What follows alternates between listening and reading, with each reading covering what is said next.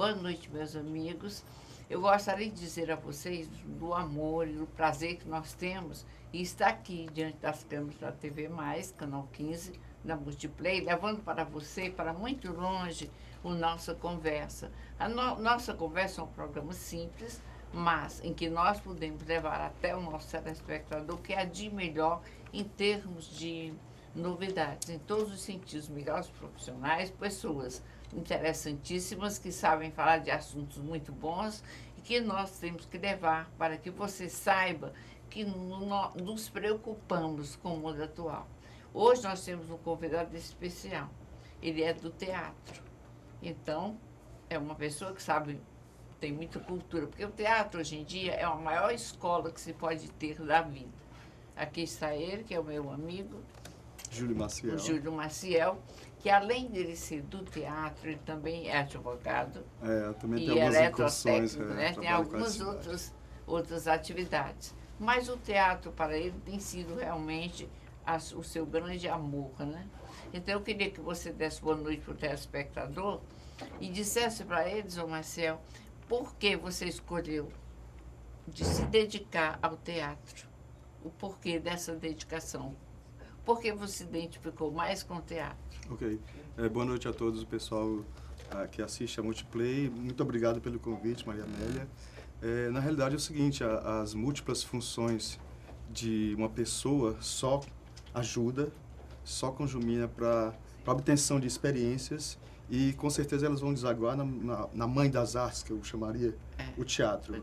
O teatro, ele busca de você todos os potenciais, tudo que você tem de inventário, de pensamentos, você que se interessa por artes plásticas, por música, por literatura, por arquitetura, é a forma, é o desaguadouro natural, o teatro. Então, você acaba tendo tudo isso como suporte para o avanço dessa maravilhosa arte.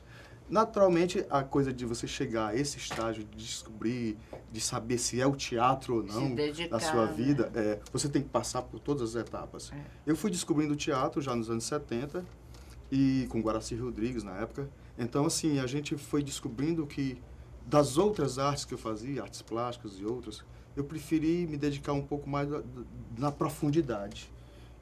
E que arte mais profunda que o teatro eu não conheço. Então, isso vem ganhando corpo, isso conjumido com vários trabalhos que a gente vem fazendo. Atualmente a gente fez o Novelas País, não, a gente vai falar sobre isso, não é? Então, assim, foi por isto, foi para desaguar o sentimento, as emoções, numa única arte, que é o teatro, que acaba sendo uma arte que abrange todas as outras. Todas as outras. Inclusive, você tem a oportunidade de conhecer o ser humano, né? Porque quando se representa, você é alguma coisa. Quando você está em si mesmo, você é uma outra pessoa.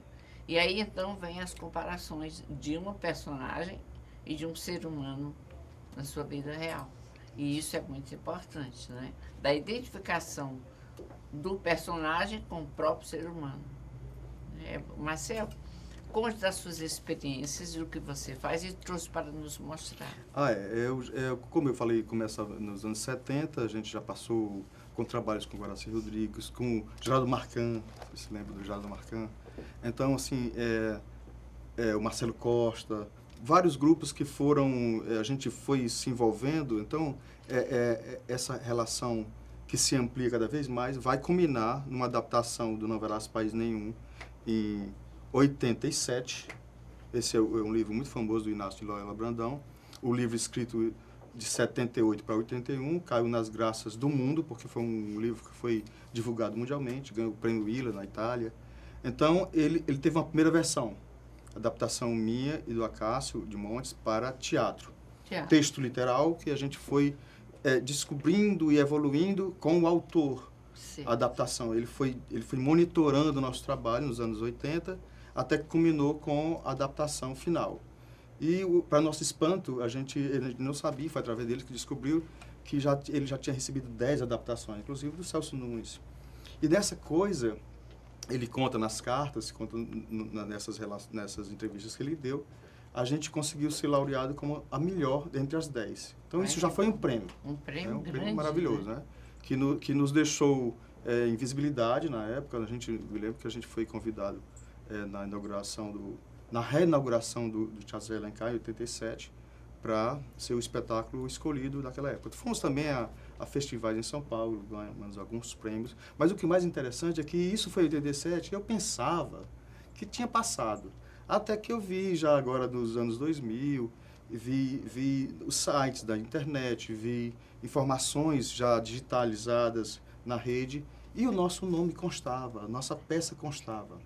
Inclusive no livro que foi editado em 2007, que vocês podem ver aí, ele faz para mim, um grande presente. Ele pegou um cartaz da gente e colocou nos adendos do livro, lá no final, colocou um cartaz nosso. Olha, isso foi mais um chamamento do que um presente. Ele disse, cadê vocês? Então, a gente viu isso e fez uma readaptação agora em 2012, desta vez com musical. Então, a gente foi procurar outra linha.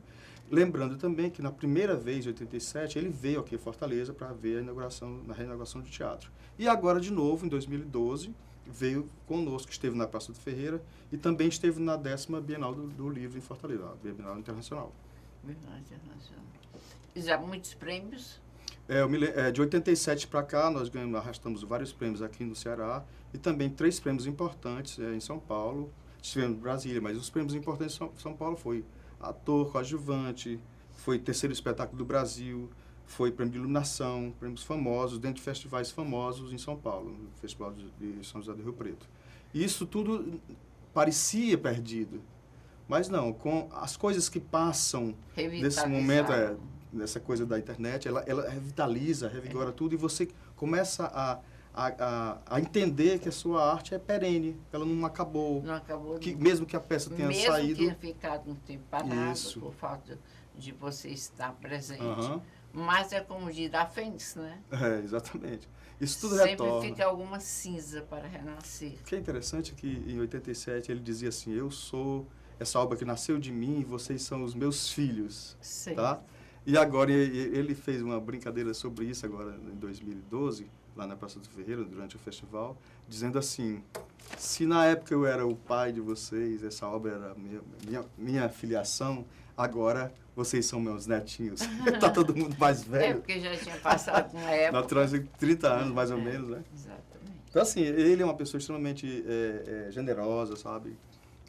Assim, uma ele coisa... mora onde? Em São Paulo. Agora é um cidadão do mundo. Ele vive pelo mundo todo. Viajando, né? Possivelmente estará aqui de novo no Ceará. Não sei, estão se ultimando os esforços para a vinda dele, mas não é parte de minha produção. É já outro trabalho de outras pessoas que eu soube apenas.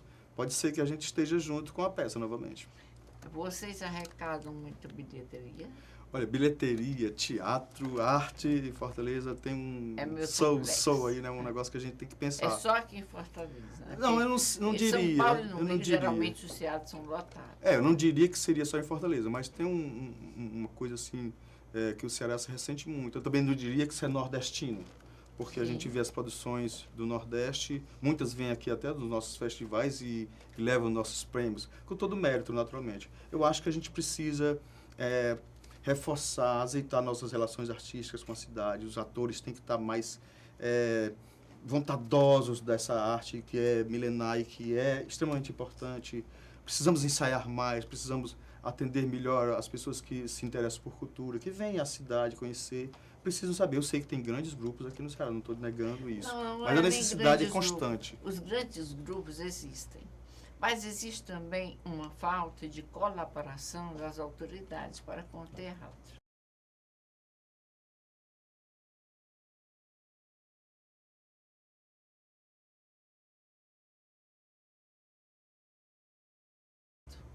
Eu posso concordar com isso, em parte, porque o que acontece atualmente? Nós temos aí os editais de cultura, que estranhamente o nosso governo é que é o maior mecenas, né?